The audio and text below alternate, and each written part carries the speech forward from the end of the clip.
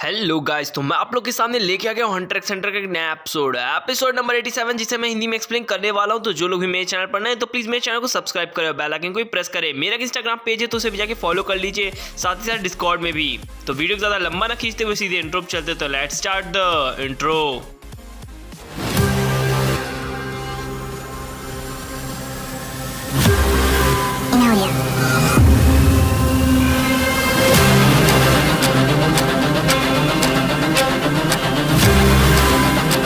तो इस एपिसोड की स्टार्टिंग में हमें दिखाया जाता है क्वीन को खाते हुए काफी सारा मांस। यहाँ पास हमें पता चलता है कि वो किंग को जन्म देने के लिए काफी ज्यादा बेताब हो चुकी है। सीन शिफ्ट होता है और गॉन और क्लियो को ट्रेनिंग करते हुए दिखाया जाता है। तभी पॉल उन्हें देखती है और कहती है, सच में इन लोगों का प्लान काफी ज्यादा मजबूत लग रहा है और इनका डिसिप्लिन भी। मॉरल जैसा कहते हैं, सेम एज इट इज, ऐसे ही है ये बच्चे। तभी हमें टाइमर को दिखाया जाता है जो कि 12 बजा देता है इनके। 12 बज चुके थे। बिस्की उन्हें रुकने के लिए कहती है और वो गिर जाते हैं। बिस्की बोलती है कि अब चलो चलते हैं। तभी वो कहते हैं कि हमारी हिम्मत नहीं है चलने की, और वो पूछते हैं कि हमें कहाँ जाना है। तभी वो बताती है कि हमें नकल के साथ फाइटिंग करने के लिए जाना है। तुम्हें मैंने बताया भी तो था। और क्लियो कहते हैं कि हम लोग अभी अगर उससे फाइटिंग करने गए तो मारे जाएंगे, क्योंकि हमारे जीतने के चांसेस बिल्कुल 0 हैं। तभी बताती है बिस्की कि वहाँ पर इम्पोर्टेंट नहीं है कि तुम जीत रहे हो या हार रहे हो। अगर हार रहे हो तो भाग आना, इसमें कोई बुराई नहीं है। और वो ये भी कहती है कि अपनी जीत को निश्चित करने के लिए पहले से डिसीजन देना बंद करो। सीन शिफ्ट होता है और हमें नकल को दिखाया जाता है जो कि छोटे पप्पी के साथ खेल रहा होता है। तभी उसकी नज़र जाती है गॉन और किलुआ पर। एक्चुअल में इन दोनों ने अपना नैन ऑलरेडी बढ़ा के आए होते हैं और ये इनका प्लान है। प्लान क्या है आगे आपको रिवील हो जाएगा। दोनों अपना नैन बढ़ा के आए थे, जिसकी वजह से उसे थोड़ी बेइज्जती महसूस होती है। एक्चुअल में ये नकल की बेइज्जती सह नहीं पाता, जिसके बाद वो उन पर काफी ज्यादा चिल्लाता है और कहता है कि तुम 2 बच्चे यहाँ पर आए हो, मैं तुम्हें पहले ही वार्न कर दूं कि तुम मुझसे नहीं जीत सकते। और ये कहते ही वो रोने लगता है, जिसे गॉन और किलुआ देखकर वो हंसने लगता है। बोला जैसा चेहरा बना लेते हैं, क्योंकि उन्हें उम्मीद नहीं थी कि वो ऐसा कुछ करेगा। वो कहता है कि ठीक है, मैं पहला मौका तुम्हें देता हूँ फाइट करने के लिए, चाहे तुम मुझ पर 100 पंचेस बरसा दो। यहाँ पास से गॉन बोलता है कि ठीक है। वो अपनी पुरानी चीज़ों को याद करने लगता है, जैसे काइट ने उसे सिखाता है। काइट गॉन और किलुआ दोनों की प्रोटेक्शन के लिए काम करता था और उसका हाथ भी कट गया। एक्चुअल में ये पास्ट में ये सारी चीज़ सोच रहा होता है, क्योंकि गॉन को सिर्फ जीतना था और एंजियल के वापस फॉरेस्ट में जाना था। जैसा कि नकल ने कहा था कि तुम 100 पंचेस बरसा सकते हो। तभी नकल खुद ही दिक्कत में आ जाता है, क्योंकि गॉन ने अपना ऑरा बढ़ा लिया होता है। एक्चुअल में उसने इस बार गायों का यूज़ किया होता है और वो कहता है रॉक पेपर एंड सीजर। और अभी वो सोच रहा होता है नकल कि अगर इसका ये वाला पंच पड़ा तो मैं मर सकता हूँ, और वो पंच सर्व कर देता है, जिसके साथ घड़ी के शीशे भी टूट जाते हैं। गॉन ये देखकर किलुआ ये देखकर काफ़ी ज़्यादा शॉक में होता है, और गॉन भी, कि अभी अभी उसके साथ क्या हुआ। सीन शिफ्ट होता है और हमें दिखाया जाता है कि वो काफ़ी दूर पड़ा हुआ है। गॉन और किलुआ दोनों ही बोलते हैं, क्या तुम ठीक हो? तभी नकल बोलता है कि मैंने तुम पर ट्रस्ट किया, लेकिन तुमने फिर भी मुझे पेल के बिछा दिया। खैर, मतलब उसको बेहोश कर दिया। वो बोलते हैं कि अब उसी ने तो कहा था कि पंच मार देना, तो मैंने मार दिया। और वो उसे उठाकर लाते हैं अपने होटल में। सुबह हो जाती है, सुबह उठता है और वो बोलता है, ओह तो तुम उठ गए। नकल देखता है कि वो दोनों बच्चे अभी भी ट्रेनिंग कर रहे होते हैं अपने नैन को जगाकर।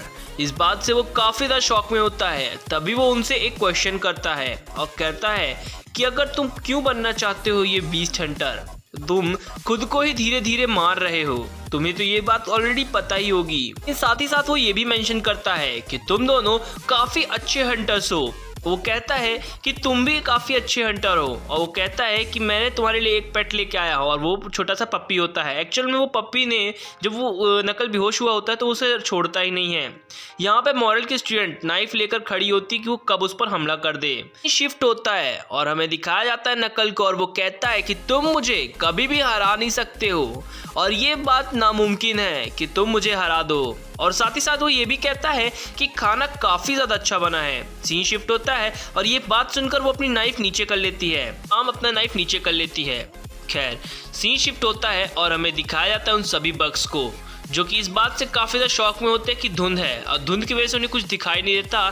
तो केनोव और मॉरल दोनों ही अपना काम कर जाते हैं और एक एक करके चेयरमैन के पास उन बग्स को भेजते हैं और बग्स को पिटाई करके बेहोश कर देते हैं। चल में ये तीनों ही अपनी अपनी पावर्स का इस्तेमाल करके उन सभी बग्स को ख़त्म करते हैं। सीन शिफ्ट होता है, हमें पैगी और किडी को दिखाया जाता है जो कि बोलते हैं सभी के सभी रेंकाई स्क्वाड्रन जो कि फाइट करने के लिए गए थे तो वो वापस नहीं आए और उन्हें पता चलता है कि ह्यूमंस ने वापस से अटैक करना चालू कर दिया है। यहाँ पास से वो बोलते हैं कि हमें क्वीन को किसी दूसरे कैसल में शिफ्ट करना चाहिए। पैगी बोलता है ठीक है, एक बार हम नेट्रोपिटियो से पूछ कर आते हैं। यहाँ पास से सीन शिफ्ट होता है और एक काइट को दिखाया जाता है जो कि एक बड़े से जार के अंदर बंद होता है। वहाँ पास से हमें पता चलता है कि वो उस पर एक एक्सपेरिमेंट कर रही है, शायद उसे वापस से जिंदा करना चाहती है। ये दोनों अपनी प्रॉब्लम्स उसे बताते हैं, यानी कि नेट्रोपिटियो को, और वो बताती है कि ये छोटे मोटे इशू के लिए वो किसी भी स्ट्रेंजर की बात नहीं मानेंगी। सीन शिफ्ट हो जाता है जहाँ पर पैगी और किडी दोनों ही उस जगह से निकल जाते हैं। यहाँ पास ये दोनों बात करते हैं कि हर एक स्क्वाड्रन मेंबर के पास 28 सोल्जर्स हैं। यहाँ पास से पता चलता है कि एक लीडर के पास 4 स्क्वाड्रन मेंबर और उन 4 स्क्वाड्रन मेंबर के पास 5-5 ऑफिसर्स हैं। इसका मतलब हर बंदे के पास 20 से 28 बंदे हैं। इसमें से 4 स्क्वाड्रन ऑलरेडी गायब हो चुके हैं। यहाँ पास से केनोव और मॉरल आपस से बात कर रहे होते हैं कि हमने जो भी ट्रैप बिछाया हुआ है ये काफ़ी ज़्यादा अच्छा है। केनोव बोलता है लेकिन हमें उनके स्क्वाड की डिसिप्लिन को नज़रअंदाज नहीं करना चाहिए क्योंकि वो काफ़ी ज़्यादा ताकतवर होंगे। यहाँ पास से वो बोलता है मास्टर को कि हम अगली बार 3 की जगह 4 स्क्वाड्रन मेंबर को संभालेंगे। तभी मास्टर बोलते हैं कि मुझे पता है कि उनका अगला प्लान क्या हो सकता है। सीन शिफ्ट होता है और हमें गॉन और किलो को दिखाया जाता है जो कि काफ़ी कड़ी ट्रेनिंग कर रहे होते हैं। बिस्की उन्हें कहती है कि ठीक है, अब तुम लोग नकल से फाइट करने के लिए जा सकते हो। नकल अपने डॉगी को अभी खाना खिला रहा होता है। सीन शिफ्ट हो जाता है और वो देखता है कि वो दोनों बच्चे आ चुके हैं, यानी कि गॉन और किलुआ दोनों ही लोग आ चुके हैं और अपनी ट्रेनिंग की वजह से थोड़े थके हुए भी लग रहे थे। लेकिन वो फिर से अपने नैन को जगा लेते हैं और नकल को चैलेंज कर देते हैं। तो वो बोलते हैं कि ठीक है, हम फाइट स्टार्ट करेंगे। इसके बाद तो बोलते हैं किलुआ कि जो दोनों ही काफ़ी तेज़ी से आते हैं और लड़ाई करने के लिए चालू करते हैं, जहाँ पे गॉन उसे ऊपर से मारने की कोशिश करता है और किलुआ नीचे से, लेकिन वो काफ़ी अच्छा ब्लॉक करता है। यहाँ पास से वो गॉन का हाथ पकड़ता है और दोनों को ही काफ़ी पटक के मारता है। खैर, यहाँ पास से वो देख रहा होता है और वो कहता है कि तुम लोग बच्चों के जैसे लड़ना बंद करो, एक जेंटलमैन जैसे लड़ो। जिसके बाद वो दोनों फिर से आते हैं और उस पर एक ज़बरदस्त पंच मारने की कोशिश करते हैं। तभी मन में सोचता है हमारा नकल कि ये दोनों काफ़ी ज़्यादा टफ बच्चे हैं क्योंकि इनके अंदर कोई जुनून दिख रहा है किसी को बचाने का। तभी वो उन दोनों पर पंच मारता है और दूर फेंक देता है तो थोड़ी तकलीफ में आ जाते हैं। सीन शिफ्ट हो जाता है और हमें एक बंदे को दिखाया जाता है और वो कहता है कि ये बच्चा तीनों काफ़ी अच्छा फाइट कर रहे हैं और ये एक दूसरे के साथ काफ़ी वार्म अप हो चुके हैं। मुझे लगता है कि ये बंदा कोई और नहीं, शॉर्ट है।